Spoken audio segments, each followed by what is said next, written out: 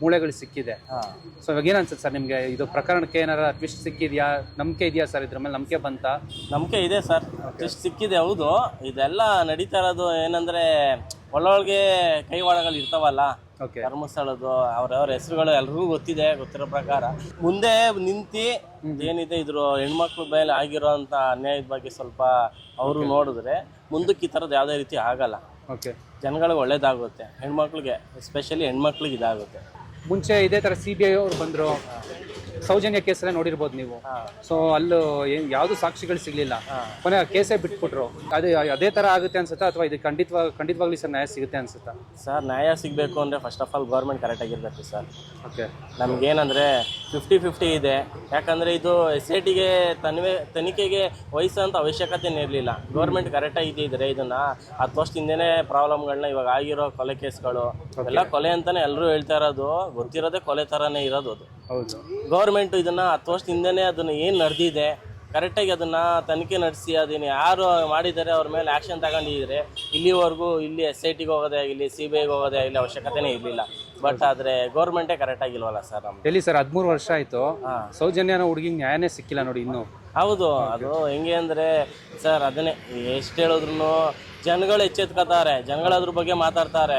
But ಈ ರಾಜಕೀಯ ವ್ಯಕ್ತಿಗಳೇ ಆಗಿರಲಿ, ಮತ್ತು ಅದ್ರ ಬಗ್ಗೆ ಇವಾಗ ಕೊಲೆ ಪ್ರಕರಣ ಮಾಡಿ ರೇಪನ್ ಮಾಡಿರೋ ಅಂಥವ್ರ ಬಗ್ಗೆ ಆ್ಯಕ್ಷನ್ ತಗೊಂಡ್ರೆ ಒಳ್ಳೇದಾಗುತ್ತೆ ಮುಂದಿನ ಪೀಳಿಗೆಗೆ. ಜನರು ಹೆಣ್ಮಕ್ಳು ಸರ್ ಅಂತಾರೆ ಇವಾಗ ನೋಡಿ, ವಿಪಕ್ಷ ನಾಯಕರು ಯಾವುದೋ ಒಂದು ಚಿಕ್ಕ ಕೇಸ್ ಸಿಕ್ಕಿದ್ರು ಸಾಕು, ಬೀದಿಗೆ ಇಳಿದು ರಂಪಾಟ ಮಾಡಿ ಏನಾರು ಮಾಡಿರೋರು.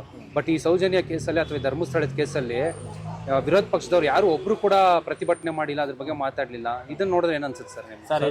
ಸರ್ ಆಕ್ಚುಲಿ ಇದು ಸೆನ್ಸಿಟಬಲ್, ಇದೊಂಥರ ಮೃದುವಾದ ಕೇಸ್ ಅಂತೀವಿ ನಾವು. ಇದು ಆಡಳಿತ ಮಂಡಳಿ ಇದಕ್ಕೆ ಕಾರಣ ಆಗ್ತಾರೆ. ದೇವಸ್ಥಾನ ಆಗ್ಲಿ, ಶ್ರೀ ಮಂಜುನಾಥ ದೇವರಾಗ್ಲಿ ಕಾರಣ ಅಲ್ಲ, ಆಡಳಿತ ಮಂಡಳಿ ಕಾರಣ ಇದಕ್ಕೆ. ಎಂತಕ್ಕಂದ್ರೆ ಅವಾಗ ಪಂಚಾಯಿತಿಯಿಂದ ಹೆಣಗಳನ್ನ ಹೂತಿಟ್ಟಿದ್ದಾರೆ. ಇವತ್ತು ಒಂದು ದೇಣಿಗೆಗೆ ಬಂದ್ರೆ ಒಂದು ಫೋಟೋ ತಗೊಂಡು ಅದನ್ನ ಮೆನ್ಷನ್ ಮಾಡ್ಕೊಳ್ತಾರೆ. ಸತ್ತಿರೋ ಫೋಟೋ ಯಾಕೆ ಮೆನ್ಷನ್ ಮಾಡಿಲ್ಲ ಇವರು? ಕರೆಕ್ಟ್. ಪಂಚಾಯತಿಯಿಂದ ಎಲ್ಲಂದ್ರೆ ಹೂತ್ಬೋದು, ಇಂಥ ವ್ಯಕ್ತಿ ಸತ್ತಿದ್ದಾನೆ, ಯಾರೋ ಒಬ್ಬ ಬಂದು ಸೂಸೈಡ್ ಮಾಡ್ಕೊಂಡ, ಏನೋ ದೇವ್ರ ಪದಕ್ಕೆ ಸೇರ್ಕೋತೀವಿ, ಒಂದೊಂದು ಫೋಟೋ ಇರ್ಬೇಕಲ್ವಾ? ದಾಖಲಾತಿ ಇಲ್ವಲ್ಲ. ಸೊ ಇದಕ್ಕೆಲ್ಲ ಕಾರಣ ಆಡಳಿತ ಮಂಡಳಿ. ಇದೇ ಜಾಗದಲ್ಲಿ ಯಾವ್ದೋ ಒಂದು ಸರ್ಕಾರ ಆ ದೇವಸ್ಥಾನ ಆಕ್ರಮಿಸಿ ಸರ್ಕಾರ ನಡೆಸ್ತಾ ಇದ್ರೆ ಇದ್ರ ಕಥನೆ ಬೇರೆ ಆಗಿರೋದು. ಶ್ರದ್ಧೆ ಎಲ್ಲಾ ಮಾಧ್ಯಮದವರು ಇದ್ರ ಬಗ್ಗೆ ಮಾತಾಡಿರೋರು. ಇದು ಆಡಳಿತ ಮಂಡಳಿ ಒಳಪಟ್ಟಿದೆ. ಸೊ ಅವರು ದುಡ್ಡಿದೆ, ಸೊ ಎಲ್ಲಾ ತರನು ಮೇಂಟೈನ್ ಮಾಡ್ತಾ ಇದಾರೆ. ಇದಕ್ಕೆ ಕಾರಣ ಆಡಳಿತ ಮಂಡಳಿ ಅಷ್ಟೇ, ಪರ್ಟಿಕ್ಯುಲರ್ ಪರ್ಸನ್ ಅಂತಲ್ಲ. ಆಡಳಿತ ಮಂಡಳಿ ಫೇಲ್ಯೂರ್ ಇದು.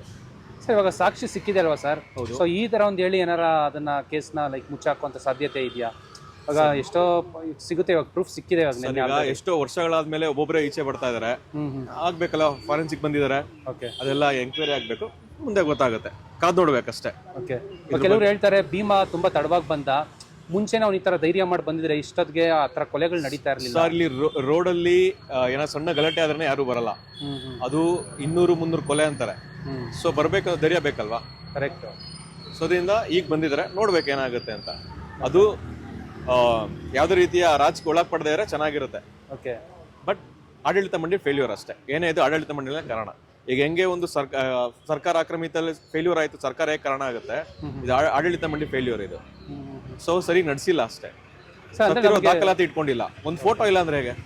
Correct sir. ಅದನ್ನ ನಿಜವಾಗ್ಲೂ ಅದನ್ನ SIT ಅವರು ಯಾವ ತರ ತಗೋತಾರೆ ಇದನ್ನ ಅನ್ನೋದೇ ಗೊತ್ತಾಗ್ತಿಲ್ಲ. ಇವಾಗ ಅವರು ಸ್ವರ್ಣ ಮೂರ್ತಿ ಇದೆ ಗೊತ್ತಾ, ಬಾಹುಬಲಿದು, ಅದ್ರದ್ದು ವಿಡಿಯೋ ಇದೆ.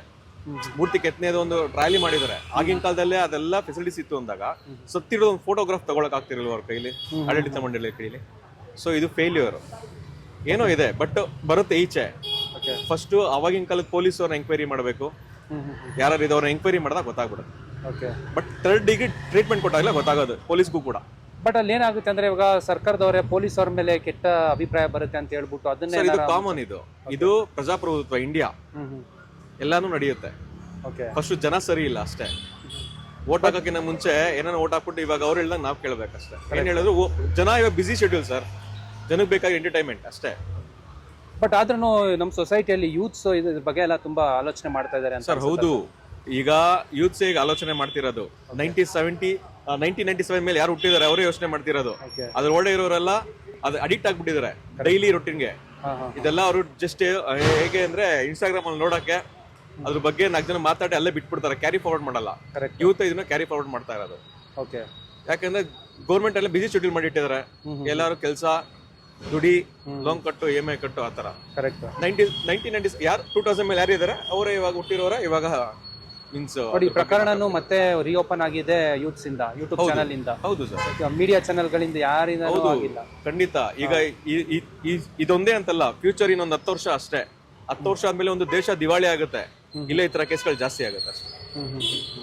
ಒಟ್ನಲ್ಲಿ ನ್ಯಾಯ ಸಿಗುತ್ತೆ ಅಂತ ಅನ್ಸುತ್ತೆ. 100% ಸಿಗುತ್ತೆ sir. Thank you sir, thank you so much.